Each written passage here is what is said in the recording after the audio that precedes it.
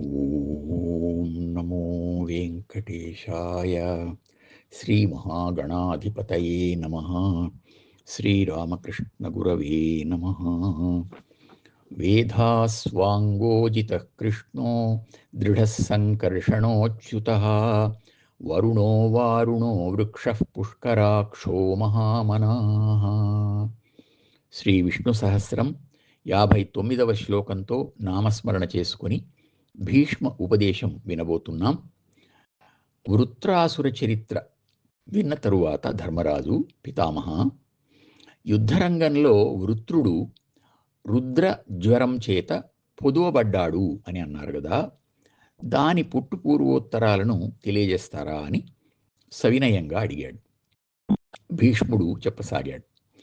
కైలాసంలో పరమేశ్వరుడు పార్వతీ సమేతంగా ప్రమథగణాలు, దేవతలు, మునులు సేవిస్తూ ఉండగా మహావైభవంతో ఉంటాడు. ఒకనాడు వారు ప్రమథగణాలతో మాత్రమే కొలువుదీరి ఉండగా పెద్ద కోలాహలం వినిపించింది. చూస్తే దేవతలు, మునులు చాలా సంతోషంతో వెళ్ళడం కనిపించింది. పార్వతీదేవి, పరమేశ్వర, వీళ్ళంతా ఎక్కడికి వెళ్తున్నారు అని అడిగింది.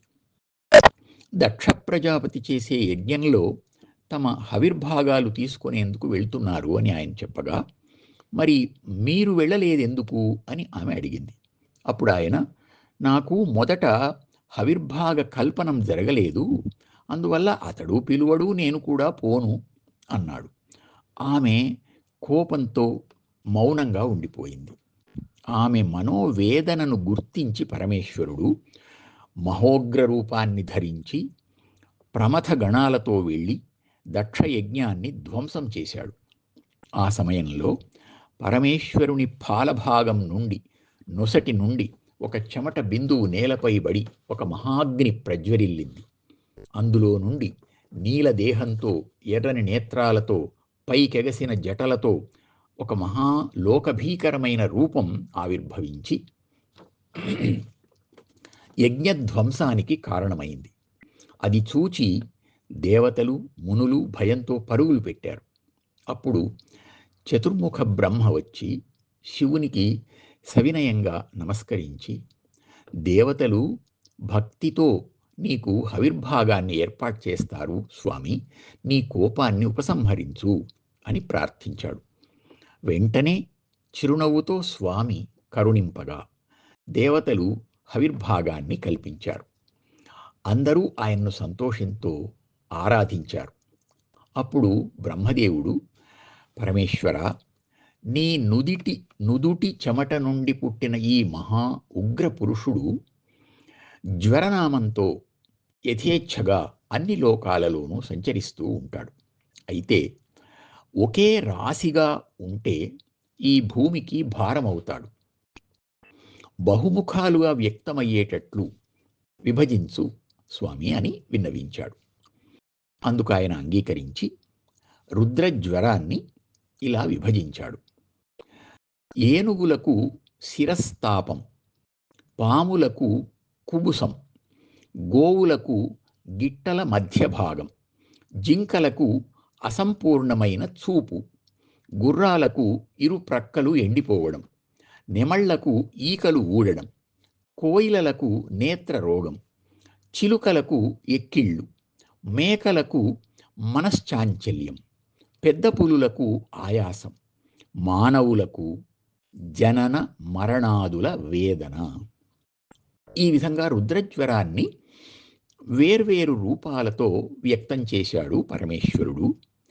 ఇది ఆయన ప్రసాదించిన తేజస్సు కనుక ఇది అందరికీ శిరోధార్యమే, దీన్ని అందరూ గౌరవించి ఆదరించవలసింది అని భీష్ముడు రుద్ర జ్వరం యొక్క పుట్టు పూర్వోత్తరాలను వివరించి దీనికి ఫలశ్రుతిని కూడా వినిపించాడు. జ్వరకథ వినిన పఠించిన పురుషుండారోగ్య సిద్ధి వదలున్, తేజస్ఫురణము చిత్త సమాధియు దొరకొను, కోర్కులు ఫలించు దురితములడగున్. రుద్రజ్వరానికి సంబంధించిన ఈ విజ్ఞానాన్ని విన్నా, చదివినా ఆ వ్యక్తి ఆరోగ్యాన్ని, తేజస్సును, మనస్థైర్యాన్ని పొందుతాడు. పాపాలు నశించి కోర్కెలు ఫలిస్తాయి అని భీష్ముడు ఉపదేశించాడు. ఈ సన్నివేశంలో మనకు కొన్ని సృష్టి ధర్మాలు తెలుస్తున్నాయి.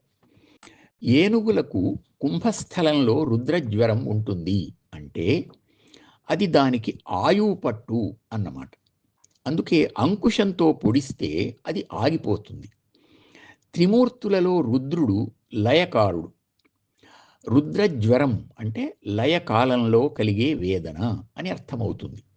అన్ని బాధల కంటే అది అతి తీవ్రమైన బాధ అంటారు. ఇది సృష్టి ధర్మం. దీన్ని అర్థం చేసుకొని మౌనంగా ఉంటే దాని ధర్మాన్ని అది నిర్వర్తించుకొని పోతుంది.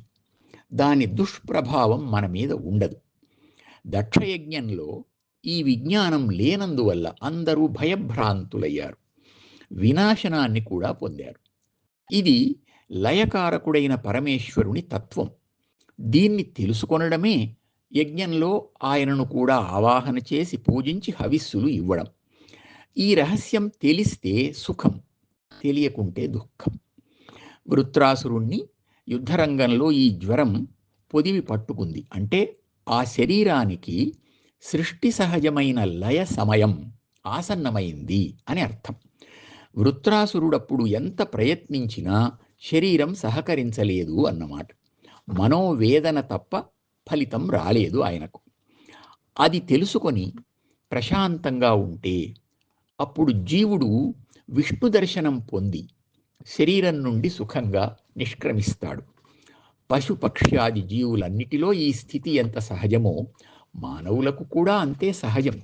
అవి ఎంత సులభంగా తిరిగి ప్రకృతిలో లీనమవుతున్నాయో మనము అంతే సుఖంగా యథాపూర్వంగా భగవంతునిలో లీనం కావచ్చు అనే రహస్యాన్ని ఈ భీష్మ ఉపదేశం అనేక జంతువుల ఉదాహరణల ద్వారా తెలియజేస్తూ ఉంది. ఈ రహస్యం తెలియని వాడు జనన మరణ వేదన గురించి విపరీతమైన ఊహాపోహలు చేసుకొని నిరంతరం చింతిస్తూ ఉండడం వల్ల ఉన్న ఆరోగ్యాన్ని, మనశ్శాంతిని కూడా కోల్పోతాడు. ఈ రహస్యం తెలిసినవాడు ఫలశ్రుతిలో చెప్పినట్లు నిబ్బరంగా ఉంటాడు, ఆరోగ్యంగా ఉంటాడు, తేజస్సును, మనఃప్రశాంతతను పొందుతాడు. తప్పులు చేయడు గనక పాపము రాదు. మంచి సంకల్పాలు చేస్తాడు కనుక అన్నీ నెరవేరుతాయి. సకల శుభాలను పొందుతాడు. ఓం నమో వెంకటేశాయ.